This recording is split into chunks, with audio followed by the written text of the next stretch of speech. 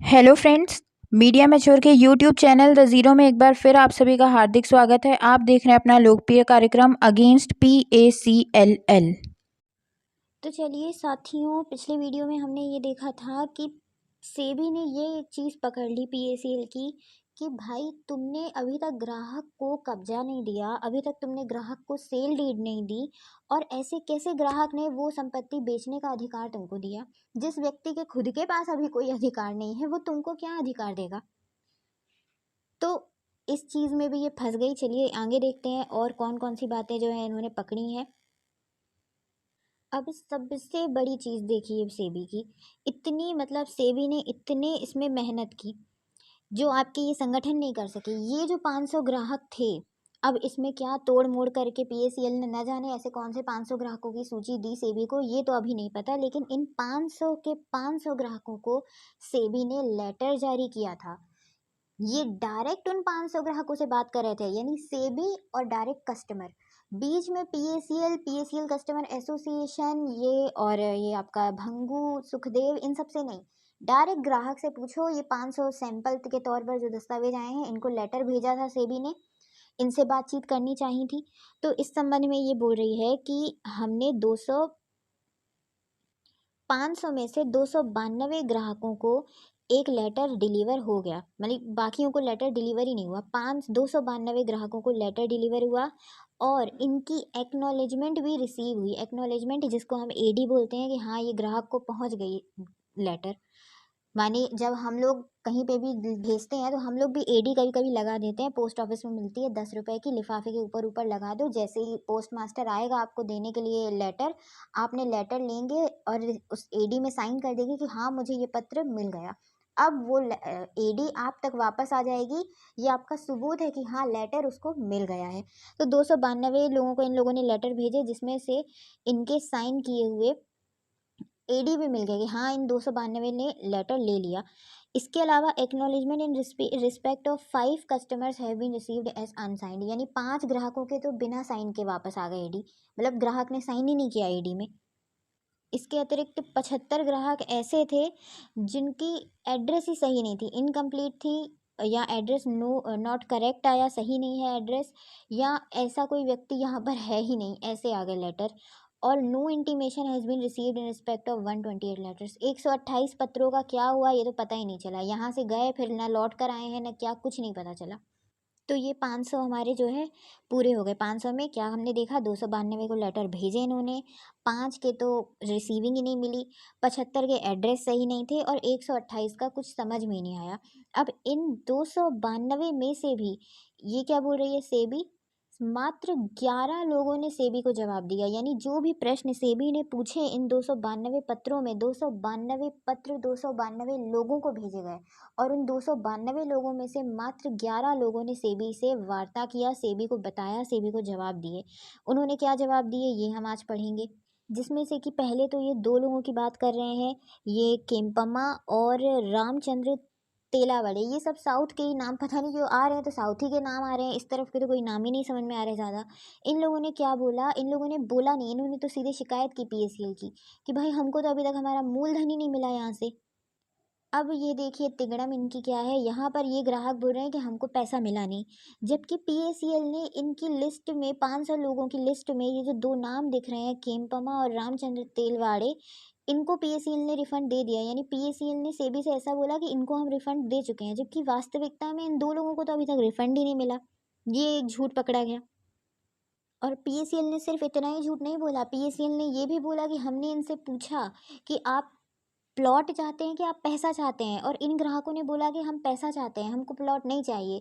इसीलिए हमने इनसे प्लॉट अपने नाम पे करवा के हम लोगों ने उन 2 कंपनियों को बेच दिया प्लॉट और इनको हमने पैसा दे दिया। इतना झूठ बोला पीएसीएल ने। ये झूठ सामने आने के बाद पीएसीएल पे बैन नहीं लगेगा तो क्या उसकी आरती उतारी जाएगी? अब यहाँ तक ही नहीं, इसके अलावा से पीएसीएल ने तो इन 2 नामों में से किसी एक नाम का अंगूठे की छाप भी दिखा दी कि भाई हमने इस ग्राहक को जो है पैसा दे दिया है, ये देखिए इसके अंगूठे की छाप। अब ये पता ही नहीं है ये किसका अंगूठा लगा है, यानी कि उस ग्राहक को पेमेंट ही नहीं मिली और यहाँ पर पीएसीएल के यहाँ शाखा में जाके किसी और ने अंगूठा लगा के उसकी पेमेंट ले भी ली। और पीएसीएल को पता ही नहीं कि वास्तविकता में ग्राहक को तो अभी तक कुछ मिला ही नहीं।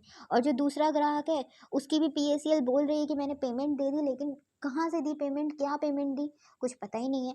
एप्लीकेशन फॉर्म ही नहीं मिल रहा अब उसका। यानी एक का झूठा अंगूठा लगा करके पैसा निकाल लिया गया और दूसरे की पेमेंट का कोई प्रूफ ही नहीं है, कोई अंगूठा, कोई साइन, कुछ भी नहीं, बस उसको पेमेंट दे दी हमने।